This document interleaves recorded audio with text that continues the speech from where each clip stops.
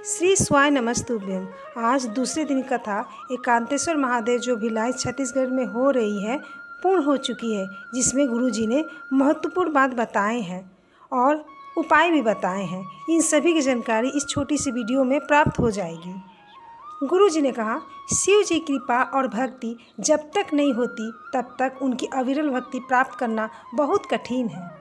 गुरुजी ने कहा, जब हम किसी तीर्थ में जाते या सफ़र कर रहे होते, कोई व्यक्ति ऐसा मिल जाता जिससे हमारा लगाव इतना बढ़ जाता है कि उसके घर में शादी होता, फंक्शन होता, तो आपके पास भी पत्रिका भेजता है, आपको भी बुलाता है।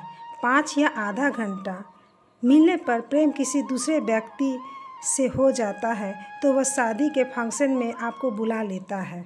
तो 7 दिन कथा में जब प्रेम हो जाता है तो भोलेनाथ भी अपने धाम अवश्य बुला लेते हैं। गुरुजी ने कहा, एकांत में बैठकर किया गया नाम जप, भजन, मंत्र जप, शिव भक्ति हमारी आयु को वृद्धि करती है। गुरुजी आगे बताते हैं, गरुड़ पुराण, श्रीमद् भागवत कथा, शिव महापुराण के अंतर्गत 5 महापाप बताए गए हैं। पहला पाप बताया गया है बाल हत्या का पाप। दूसरा पाप दूसरे स्त्री का भोग करना, पर नारी का संग करना। तीसरा पाप स्वर्ण की चोरी करना। चौथा पाप किसी के घर में आग लगा देना, यह महापाप की गिनती में आती है। और 5वें नंबर का पाप है किसी के साथ विश्वासघात कर देना, यह महापाप की गिनती में आता है।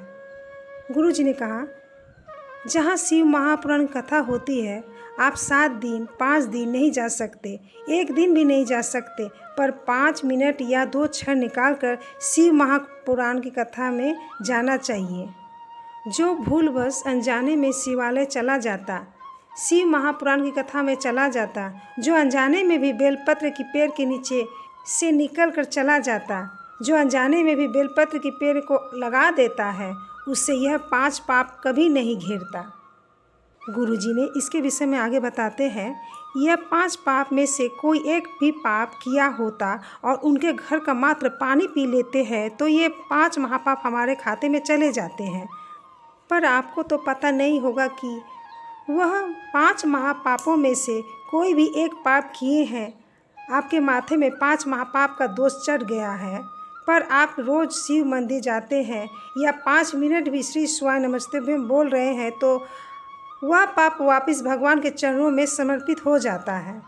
गुरुजी ने कहा, ये 3 बातों को अपने जीवन में उतारे। पहला, अपने धन को पकड़ो, पराये धन को छोड़ दो। दूसरा, अपनी स्त्री को अपने साथ रखो, दूसरा स्त्री को छोड़ दो। तीसरा, अपने घर में रहो, पराये घर को छोड़ दो। गुरुजी ने कहा, गर्भ गीता के 2 शब्द अपने जीवन में उतार ले। पहला, अपनी कमाई को छूना और अपनी लुगाई को छूना, और दूसरे की कमाई और दूसरे की लुगाई को मत छूना। गुरुजी ने कहा, आज दुनिया में बहुत बड़ी विडंबना चल रहा है, जिसे देखो वह अपने को दुनिया को सबसे बड़ा भगवान समझ रहा है। पर शिव महापुराण की कथा कहती है, शंकर भगवान के सिवा दुनिया में कोई जन्म मरण कर्म बताने वाला नहीं है। गुरुजी ने कहा, जिसने फटे पुराने कपड़े पहने, रूखी सूखी रोटी खाई, जिसने बहुत ठोकरें खाई, पसीना बहाया, जो धूप में चला है, उसको एक न एक दिन छांव अवश्य मिलती है और वह बड़ा मजबूत होता है।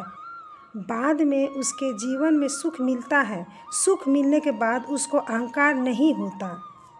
गुरुजी ने कहा, बिटलेश सेवा समिति कभी भी किसी गांव, नगर, शहर में जाकर चंदा नहीं मांगता, रसीद नहीं काटता। किसी ने गुरुजी से प्रश्न पूछा, पशुपति व्रत किस महीने में करना चाहिए? इस पर गुरुजी ने कहा, मरना किस महीने में चाहिए? जैसे मरने का कोई दिन, समय, पल नहीं होता है, उसी तरह पशुपति व्रत करने का कोई दिन, समय नहीं होता। जब आपका मन करे तब करें। गुरुजी ने उपाय बताए। आप किसी एकांत शिवलिंग में जाएं तो किसी भी वृक्ष की 5 पत्ती तोड़कर शिवलिंग में चढ़ाएंगे तो बाबा उसे स्वीकार कर रोग से मुक्त कर देंगे। गुरुजी ने कहा, पैसे का बैग छूट जाए चलेगा, ट्रेन छूट जाएगा चलेगा, बस छूट जाएगा चलेगा, घर यदि छूट जाएगा तो चलेगा, पर माता पिता गुरु का चरण नहीं छूटना चाहिए।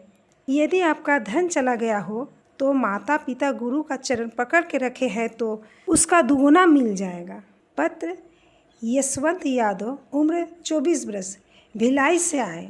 उन्होंने पत्र में लिखे उन्हें पंडाल में सेवा करने का मौका मिला है। उनके माताजी का तबीयत बहुत ज़्यादा खराब हो चुकी थी। माताजी के पेट के अंदर कैंसर हो गई और कैंसर पूरा फैल चुका, 4th स्टेज का हो गया। डॉक्टर ने जवाब दे दिया। तब किसी के कहने पर उन्होंने कथा सुनना प्रारंभ किया और पशुपति व्रत करना प्रारंभ किया और शिव जी पर चढ़ा जल का आचमन अपने माँ को कराना प्रारंभ किया। बेलपत्र भी खिलाए। 3 महीने उन्होंने ऐसा किए। वापस जांच के लिए गए तो 4th स्टेज का कैंसर समाप्त हो चुका था। डॉक्टर भी हैरान में पड़ गए कि 4th स्टेज का कैंसर आखिर गया कहाँ। ये थी आज की कथा। उम्मीद करते हैं आपको छोटी सी ये वीडियो ज़रूर पसंद आई होगी। श्री स्वाय नमस्तुभ्यम। हर हर महादेव।